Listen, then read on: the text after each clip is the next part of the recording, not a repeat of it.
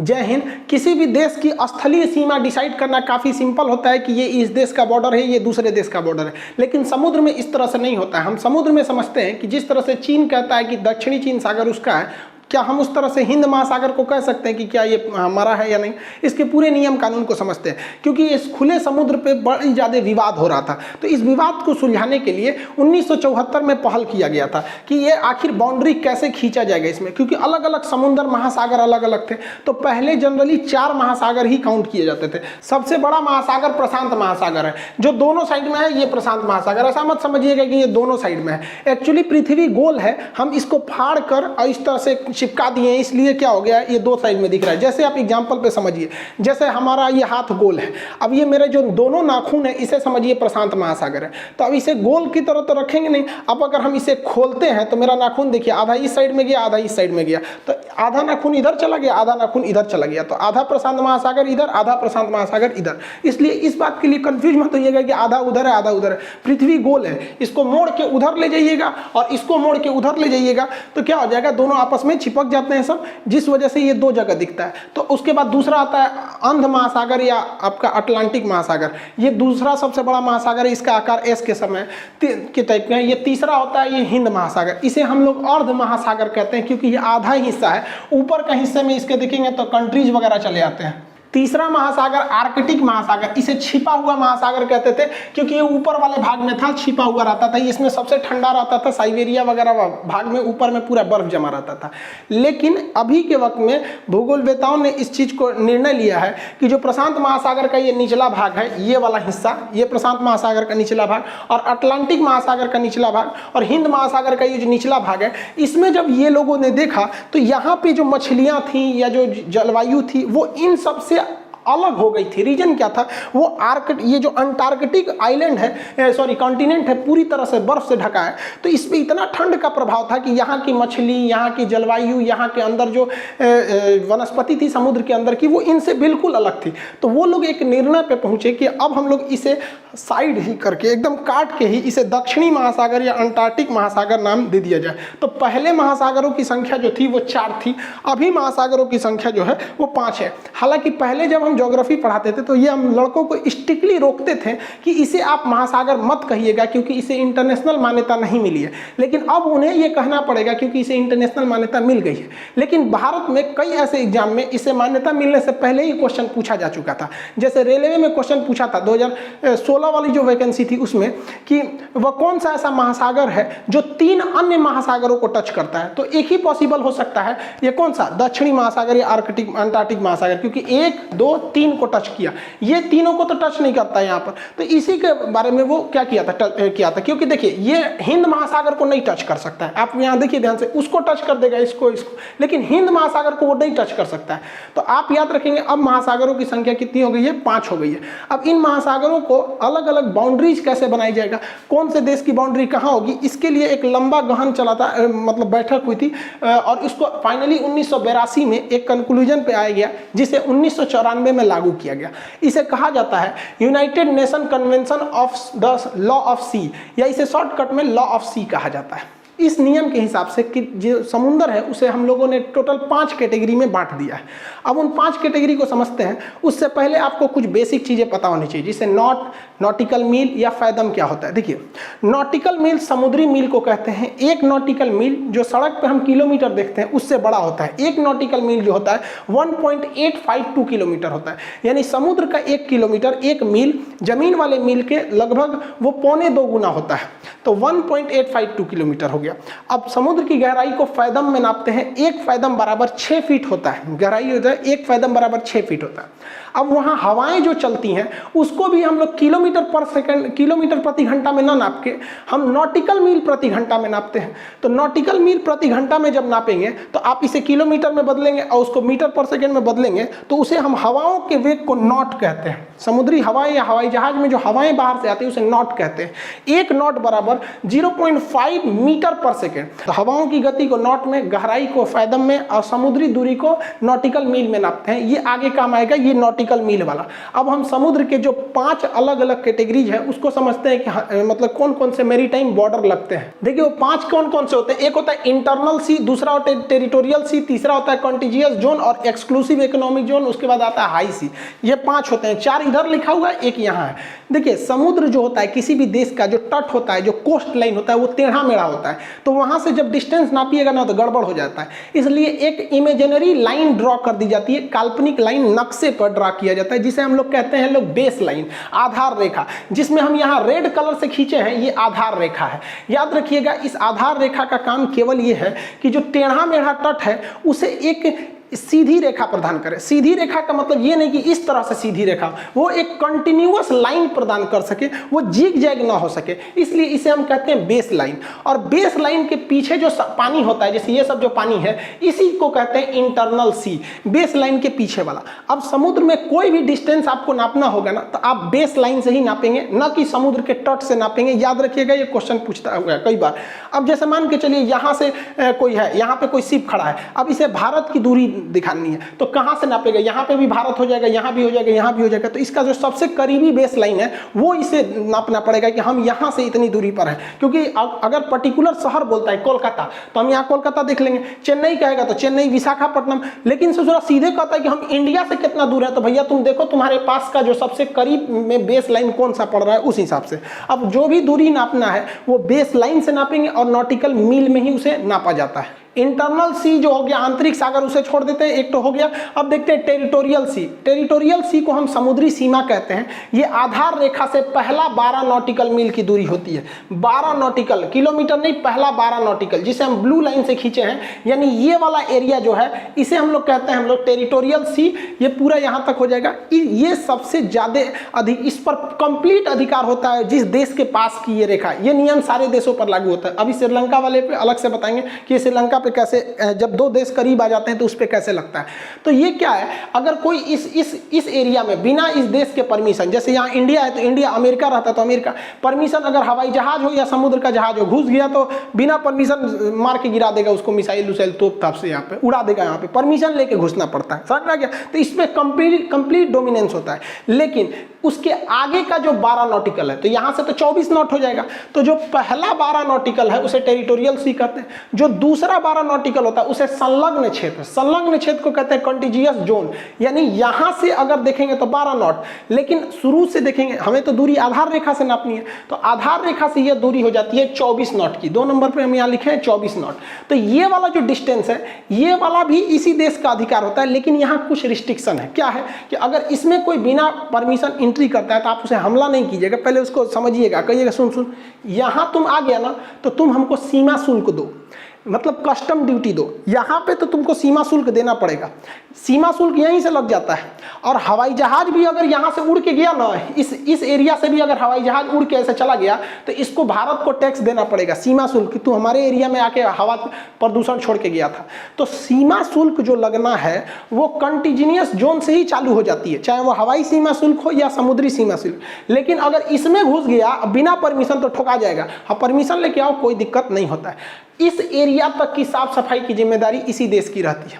अब इसके बाद आधार रेखा से 200 नॉटिकल मील, यानी अगला 200 नॉटिकल मील, ये काफी लंबी दूरी हो जाती है। अगला 200 नॉटिकल मील, किलोमीटर नहीं, 200 नॉटिकल मील जो होता है उसे हम लोग EEZ, एक्सक्लूसिव इकोनॉमिक जोन, अनन्य आर्थिक क्षेत्र कहते हैं। इस एरिया में इस देश का कोई अधिकार नहीं है कि आप टैक्स ले सकते हैं। ना वो हवाई जहाज पे सीमा शुल्क लेंगे, ना ही आप समुद्री जहाज पर सीमा शुल्क लेंगे।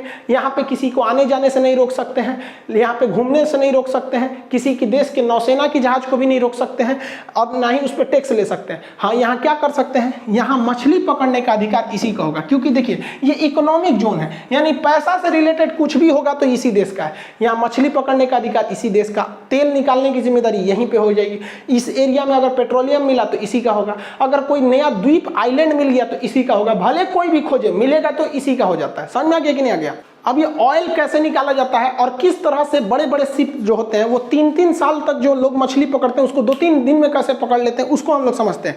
यहाँ देखिए, अब ये 200 नॉटिकल मील के बाद का जो एरिया होता है उसे हम लोग कहते हैं हाई सी। ये इंटरनेशनल लॉ हो गया। अब यहाँ पे किसी की बपौती नहीं चलेगी। अगर बाय द वे यहाँ पेट्रोल मिल भी गया, यहाँ पेट्रोल मिल भी गया तो वो आप डायरेक्ट वहाँ से नहीं निकाल सकते, आपको जाना पड़ेगा इंटरनेशनल सी बेड अथॉरिटी के पास। अब वो जांच करेगी इसे पहले खोजा कौन था और ये इंटरनेशनल बाउंड्री में आ रहा है तो करीब किसके है, मान के चलिए इसके भी करीब है, इसके करीब है तो बांट देगा कि भैया तुम भी ले लो, तुम भी ले लो, इस टाइप का। तो इसके पास जो लगता है इंटरनेशनल सी बेड, सी मतलब समुद्र, बेड मतलब नीतल, नीचे का हिस्सा, अथॉरिटी वही इसकी देखती है। तो 5 हिस्सा हो गया, 1 2 3 4 और अंदर वाला 5 हिस्सा हो गया यहाँ पर। अब देखिए, लेकिन अगर कभी कभी क्या होता है, कुछ ऐसे देश होते हैं जो बहुत करीब आ जाते हैं समुद्र में, तो उन पे ये नियम नहीं लग पाता है। जैसे श्रीलंका, तो श्रीलंका में आप ऐसे करेंगे तो श्रीलंका भारत के इकोनॉमिक जोन में आ जाएगा, पूरा रख लेंगे। तो उसमें एक नॉर्मल बाउंड्री कर दी जाती है कि भैया इसके इधर तुम्हारा, इसके इधर इसका, यहाँ पर काम खत्म यहाँ पर। तो इसमें आप बन ही नहीं पाएगा ना उतना लंबा, उस हिसाब से देखेंगे तो ये इकोनॉमिक जोन में आ जाएगा। इकोनॉमिक जोन जितना लंबा रहेगा आपको फायदा होगा, क्योंकि मान के चलिए जैसे हमारा अंडमान निकोबार, अमूमन लोगों को लगता है कि अंडमान निकोबार से क्या फायदा है। एक तो हमारी सैन्य फायदा है कि चीन इधर से आएगा तो हम देख लेंगे। दूसरा आप देखिए ना, अगर हमको जहां यहाँ आइलैंड मिल गया तो हमें यहाँ आधार रेखा खींचेंगे, संलग्न समुद्री सीमा, संलग्न क्षेत्र, आर्थिक क्षेत्र, इतना बड़ा ये एरिया तो ऐसे मिल गया। तो जब आइलैंड मिल जाते हैं तो उसका economic zone, exclusive economic zone बड़ा हो जाता है। फ्यूचर में उसके नीचे कोयला मिल सकता है, पेट्रोलियम, गैस, मछली, कुछ भी मिल सकते हैं, उससे काफी फायदा हो सकता है यहाँ पर। इसलिए भारत का अंडमान निकोबार और लक्षद्वीप मिलकर हमारे इकोनॉमिक जोन को इतना बढ़ा देते हैं। जैसे देखिए ये एरिया इतना ज्यादा क्यों निकला हुआ है, क्योंकि यहाँ लक्षद्वीप है। अब हमारा इकोनॉमिक जोन यहाँ देखिए श्रीलंका आ गया था इसलिए कम हो गया है। अब यहाँ पर है, यहाँ कट क्यों गया, क्योंकि ये वाला एरिया बांग्लादेश का और ये वाला एरिया म्यांमार का। अब ये एरिया, इतना बड़ा एरिया हम लोग को क्यों मिला हुआ है, क्योंकि हमारे पास अंडमान निकोबार है। अब इसमें मछली पकड़ने, पेट्रोलियम, फ्यूचर में यहाँ पता चलता है कि बहुत ज्यादा मात्रा में पेट्रोलियम और कोयला का निक्षेप है नीचे में। इस इकोनॉमिक जोन में अगर कोई आपराधिक घटना कर देता है तो वो यही देश इसको देखता रहता है कि भैया तुम हमारे एरिया में घुस के कैसे मार दिए। ऐसा एक बार हो गया था 2012 में, उस समय मनमोहन सिंह प्रधानमंत्री थे। तो 2012 में इटली का एक टैंकर आ रहा था। इटली के इस टैंकर पे 2 मेरीन थे, सब सैनिक से, सब देख रहे हैं, सब गोरखा गोरखा को, इससे पूरा भारतीय मछुआरा को मार दिया। सब बताइए, भारत के मछुआरा सबको मार दिया, 2 मछुआरा मर गए सब। ये सबको कहा कि हमको लगा लूटने आ रहे हैं, रे चोट्टा कहीं का, पूरा इटली का था सभी सब। मतलब इसको लगता है लूटने, तो हमारे देश में आ रहा, मार दिया यहाँ पर। बाद में ये लोगों ने माफी भी मांगा तो भारत सरकार का सुसुरा माफी मांगेंगे, नहीं छोड़ेंगे हम यहाँ पे। लेकिन देखिए मेरी टाइम में समुद्र में क्या होता है कि क्लियर नहीं पता चल पाता है कौन किसका है। तो भारत सरकार ने इस पर मुकदमा भी चलाया। एक बार इटली भी भाग गया था सब वापस। थोड़ा कौन चीज लगता है यहाँ पे, इटली भाग जाएगा तो छोड़ देगा आदमी। इस इकोनॉमिक जोन को लेकर भारत का बांग्लादेश के साथ एक डिस्प्यूट भी हो गया था। पहले बांग्लादेश का इतना ही इकोनॉमिक जोन था, लेकिन बांग्लादेश कह रहा है कि नहीं भैया मेरा इतना नहीं हुआ, मेरा इससे भी ज्यादा हुआ। वो कह रहा है कि भैया मेरा यहां भी हुआ और यहां भी हुआ, इतना हमारा हुआ। देखिए ये इतना क्लेम कर रहा था कि इधर से इतना म्यांमार ने कब्जा कर लिया है ये वाला हिस्सा, और इधर से इतना भारत ने ले लिया है ये वाला हिस्सा। इसलिए बांग्लादेश कह रहा था कि हमको ये वाला भी हिस्सा दिलाया जाए और ये वाला हिस्सा भी दिलाया जाए, इतना मांग रहा था, जबकि उसके पास इतना ही था। तो इंटरनेशनल बाउंड्री जो थी, इंटरनेशनल आर्बिट्रेरी, उसने कहा कि देखिए पूरा नहीं मिलेगा, हाँ इतना हम आपको हाई एक्स्ट्रा दे सकते हैं, इतना आपको एक्स्ट्रा दे देंगे। तो भारत को अपनी बाउंड्री से, इकोनॉमिक जोन से हटना पड़ा। हालांकि वहां पे बहुत ज्यादा संसाधन भी, बहुत ज्यादा खनिज वगैरह नहीं थे। तो बांग्लादेश का जो इकोनॉमिक जोन था वो इस तरह से बढ़ गया इंटरनेशनल कोर्ट के बाद। तो हम लोग भैया नियम कानून को मानते हैं। लेकिन अगर वही चाइना की बात करिएगा तो चाइना ससुरा कहता है कि कौन चीज 200 नॉटिकल मील, ये खान सर पढ़ा रहे हैं उन्हीं के पास रह जाइए, 200 नॉटिकल, हमारे यहाँ कुछ नहीं, ये पूरा दक्षिणी चीन सागर मेरा है। उसके बाबा आदम के जमाने 1940 में चीन के पास कोनो चिरकुट में नक्शा मिला। उस नक्शा में ऐसे 9 गो डैश डैश लाइन बना था, 1 2 3 4 5 6 7 8 9, इसको कहता है ये 9 डैश लाइन है। ये समुंदर नहीं है, ये चीन है। ऐसा ससुरा पृथ्वी पे पैदा हुआ है सुनना, मतलब उसका कहना है कि समुंदर पे ना नियम लगता है, ये साधारण समुंदर नहीं है, ये चीन है, ससुरा चुट्टा चीन है। कहता है कि ये पूरा मेरा है, इसके बाद मेरा लगेगा 12 नॉटिकल मील, फिर 24 नॉटिकल मील, 200 नॉटिकल मील। अरे चोट्टा कहीं का, ये मन में नहीं करता यहाँ पर। और इसके बीच में आइलैंड है सब, पैरासेल आइलैंड है, स्प्रिटले आइलैंड है सब यहाँ पर। अभी चाइना की नज़र इस पर इसलिए है क्योंकि दक्षिणी चीन सागर दुनिया का सबसे बड़ा समुद्र है। देखिए महासागर नहीं कर, महासागर सबसे बड़ा प्रशांत महासागर, दुनिया का सबसे बड़ा सागर दक्षिणी चीन सागर। और यहाँ पर पेट्रोलियम बहुत ज़्यादा, गैस बहुत ज़्यादा, मछली का भंडार बहुत ज़्यादा, और ट्रेड इस रूट से बहुत ज़्यादा होता है। तो चाइना की नज़र इस समुद्र पे नहीं है बल्कि इसके नीचे वाले खनिज पर है। अब जिस तरह से बांग्लादेश जो था वो इंटरनेशनल कोर्ट में केस किया कि भैया हमको इतना एक्स्ट्रा चाहिए, तो कोर्ट ने फैसला सुनाया तो भारत ने दिया ना, तो इसी तरह फिलीपीन जो था उसने कहा कि भैया ही हमारे दुआरी तक चल आया है, यहाँ पे हमारा तो ये पूरा एरिया मेरा हुआ ये यहाँ पर। तो इंटरनेशनल कोर्ट ने कहा हाँ भैया ये वाला एरिया तो फिलीपीन का ही होता है, चाइना का नहीं होता है। तो चाइना का इंटरनेशनल कोर्ट क्या होता है? हम कुछ नहीं मानते हैं। चाइना की नीति है कि किसी गरीब को, कमजोर को इतना दबा दो कि कोई उठ ना पाए। किसी भी समुद्र में कोयला निकालने के लिए एक बहुत हैवी मशीनरी लगती है, पेट्रोलियम निकालने के लिए रिग लगाना पड़ता है, वो कैसे काम करता है, या फिर मछली पकड़ने के लिए किस तरह से आते हैं, उन सब के बारे में हम समझा देते हैं। देखिए चाइना क्या करता है, कहीं भी घुस के मछली पकड़ लेता है, किसी दूसरे के देश में जाएगा 2-3 दिन के अंदर पकड़ लेगा। अभी हाल ही में इसने पाकिस्तान में आया है, और पाकिस्तान में लंगर डाल के पाकिस्तान 3 साल में जितनी मछली पकड़ता है ना, ये ससुरा 2 दिन में उतना मछली पकड़ के लेके चल गया यहाँ से ससुरा। और वहाँ ग्वादर के लोग मूड़ी पीट रहे, लेकिन ससुरा बलूचिस्तान वाले लोग हमारा मछली ले गया, अब गरई मछली बचल है सब, वहाँ पे खाएगा वो गरई मछली। अब ये इतना 3 साल में जितना लोग नॉर्मल आदमी मछली पकड़ते हैं, ये 2 दिन में कैसे पकड़ लेता है? तो भारत और हर डेवलप देश के पास पूरी फिश प्रोसेसिंग शिप होती है। ये शिप बहुत बड़े होते हैं सब, इतना बड़े, इनकी जाल जो होती है कई किलोमीटर में होती है। अब ये इतने बड़े बड़े शिप होते हैं और इसके नीचे कई फ्लोर होता है। अभी ये तो इतना दिखाई दे रहा है आपको, अभी कितना अंदर गया होगा। इसके नीचे पूरी फैक्ट्री लगी होती है मछली को कटिंग करने के लिए। ये शिप कितने बड़े होते हैं आइडिया लगाइए। ये जितना बड़ा ये दिख रहे हैं, ये गाड़ी खड़ी है 4 व्हीलर, ये जितने 4 व्हीलर बाहर दिख रहे हैं ये सब इसमें ये सामान लेगा यहाँ पर। ये किसी शहर में नहीं रह पाएगा, ये पूरा लेके चल देता है। इतने बड़े बड़े शिप होते हैं और इस शिप में कई डेक होते हैं, जिसमें क्या होता है कि मछली तो एक और से साइड से पकड़ लो, यहाँ से मछली पकड़ के और नीचे भेज दिया जाता है। नीचे पूरी मशीन लगी हुई, कन्वेयर बेल्ट, एक जगह कटिंग वगैरह हो रहा है और कटिंग करते करते आगे भेज देते हैं सब। यहाँ चाइना में सी फूड का बहुत ज्यादा कंजम्पशन होता है, वहाँ कुछ भी खा लेते हैं ससुरा, कुत्ता, चमगादड़, कॉकरोच, ऑक्टोपस, कुछ भी खा जाते हैं सर। एक तो जनसंख्या ज्यादा है, उसमें से ससुरा दलित-दर पूरा खा जाते हैं सब। पूरी दुनिया परेशान है चाइनीज शिप से कि ये कहीं भी आते हैं सर 2 दिन में लंगर डालेंगे सब। जब तक आप चाइना एम्बेसी को कॉल कीजिएगा, वहां से ले लीजिएगा, ये 2 दिन में जाल में मारेंगे सब। अब पूरा का पूरा शिप मछली लेके चल जाते हैं सब। पूरी दुनिया परेशान है। भारत में भी 1-2 बार लंगर डाला था सभी सब मछली पकड़ने के लिए। भारतीय ने भी घींच के भेज दी, जाल रख ली ससुरा, तो यहाँ पे मछली मारेगा।